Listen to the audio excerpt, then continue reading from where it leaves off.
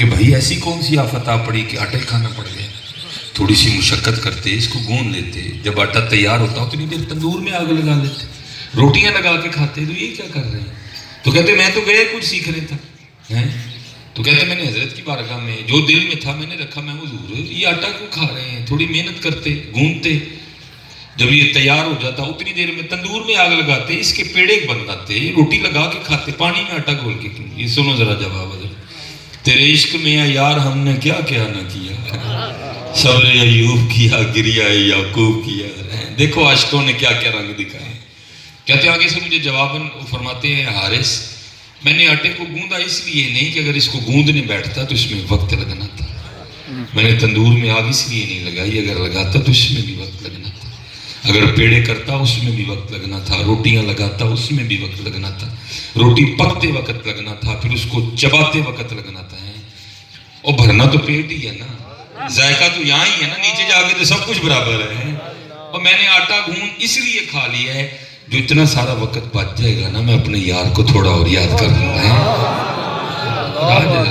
آج ہمارا حال دیکھو، ویلے مشٹنڈے، نہ کام نہ کاج. حقیقت ہے. میں کوئی اتنی دور سے حضرت آپ کی کو خوشامد تو نہیں نہ کرنے ہے.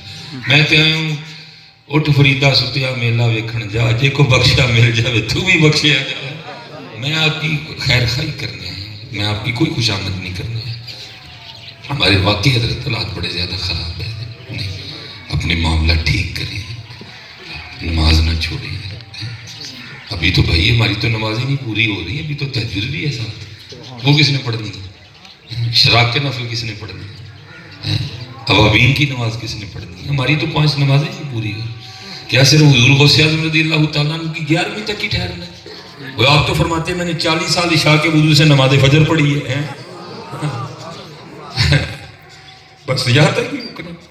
کسی نے پوچھا حضور آپ کے مجاہدوں کی ابتدا کیا تھی؟ آپ فرماتے ہیں میں نے 14 سال ایک ٹانگ پہ کھڑے ہو کے ایک رات میں پورا قرآن کریم پڑھا. ہمیں تو قرآن دیکھے کئی زمانے ہو گئے، کیا ہو کیا رہا ہے؟ ہمیں تو قرآن دیکھے زمانے ہو گئے. حضرت امام اعظم امام ابو حنیفہ رحمۃ اللہ تعالی سنیوں کے امام، حنفیوں کے امام ہیں، اماموں کے امام حضرت. ٹھیک ہے، لکھا ہے آپ کے وصال کے بعد یہ راز کھلا کہ 60 سال امام صاحب نے اس طرح روزہ رکھا، نہ گھر والوں کو پتہ چلا نہ مدرسے والوں کو پتہ چلا. نماز فجر کے بعد درس دے کے گھر جاتے، جب سامنے کھانا رکھا جاتا فرماتے مدرسے کھا لوں گا.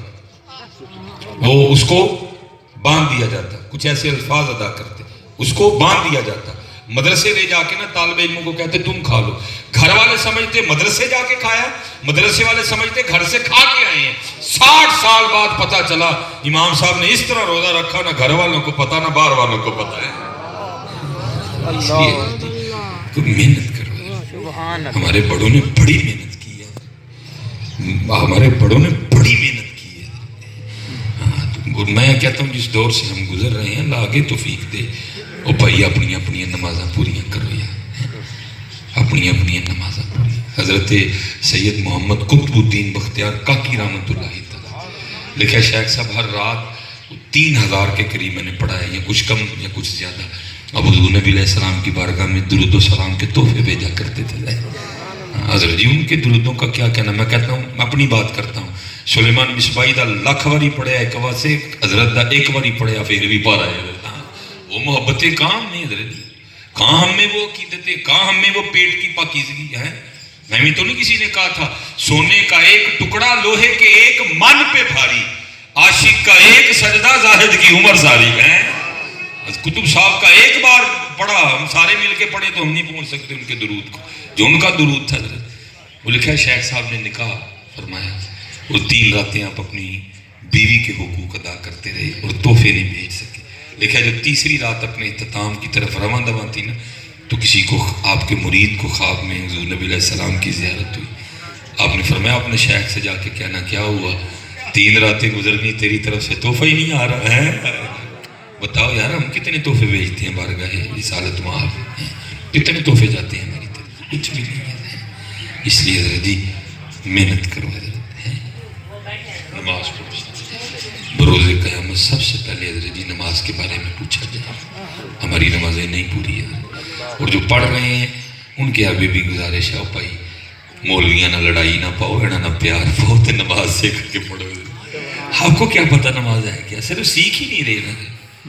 ہاں حضرت جی، یہ حضرت ایک ہوتا ہے غرور، اس کی تو اجازت ہی نہیں ہے. ایک ہوتا ہے رشک آنا، اس کی اجازت ہے حضرت. ٹھیک ہے جی، رشک آیا اللہ کے نبی علیہ السلام کو کہ اللہ نے مجھ پہ کتنا فضل. تلک الرسل فضلنا بعضهم علی بعض منہم من کلم اللہ ورفع بعضهم درجات. کلیم اللہ ہے، کوئی دور پہ حاضر خدمت تھے، قلب مبارک میں یہ خیال آیا کہ اللہ کی کتنی کرم نوازی ہے، اللہ نے ہم کلامی کا شرف عطا کر دیا. نہ مجھ سے پہلے کسی کو ہوا نہ مجھ سے بعد میں کسی کو ہوگا. اللہ تو عالم الغیب ہے، انہ علیم بذات الصدور. تو آگے سے وہی کیا آئی، فرمایا میرے کلیم آپ کو ہم کلامی کا شرف عطا کیا ہے، لیکن یاد رکھیں جب آپ کوہ طور پر آ کر مجھ سے ہم کلام ہوتے ہیں تو آپ کے اور میرے درمیان 10,000 نورانی پردے ہوتے ہیں. کتنے جی؟ 10,000 نورانی پردے. ٹھیک ہے، اب دیکھیں جی، یہ مثال کے طور پہ یہ ایک پردہ ہے اور یہ ہمارا پردہ ہے، وہ والا پردہ نہیں. تو کیا ہوا؟ میں آپ کو نظر نہیں آ رہا، آپ مجھے نظر نہیں آ رہے. 10,000 نورانی پردے. تو پھر ہم کلام ہوتے تھے.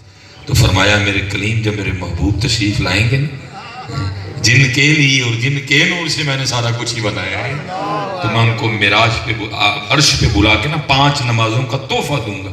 اور جب کوئی ان کا امتی دوران نماز سر سجدے میں رکھے گا تو اس کے میرے درمیان کوئی پردہ نہیں ہوگا.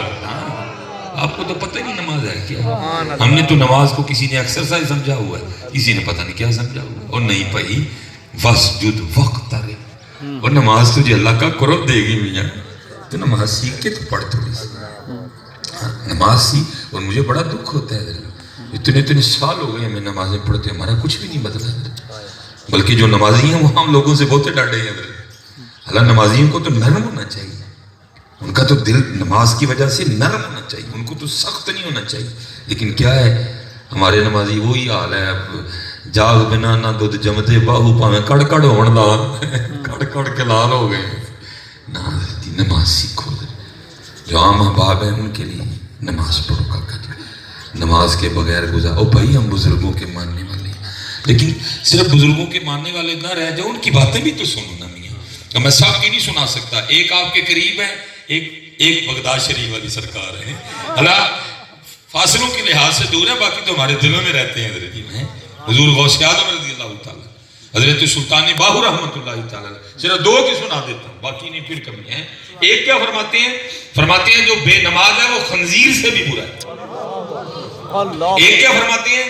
جو بے نماز ہے اس کو مسلمانوں کے قبرستان میں دفناؤ ہی نہ کوئی. یہاں تک نہ رو یار، ان کی ماننے والے ہیں. ہماری تو وہ آج بھی حضور امیر ملت پیر سید جماعت علی شاہ رحمۃ اللہ تعالیٰ علیہ کے روزے کے اوپر لکھا ہوا ہے، وہاں لکھا ہے نماز جان جاتی ہے تو جائے، نماز نہ جائے.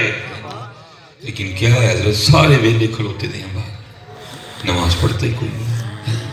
نماز پڑھ، نماز نہ چھڈو، نماز نہ چھڈو، چلے ہو.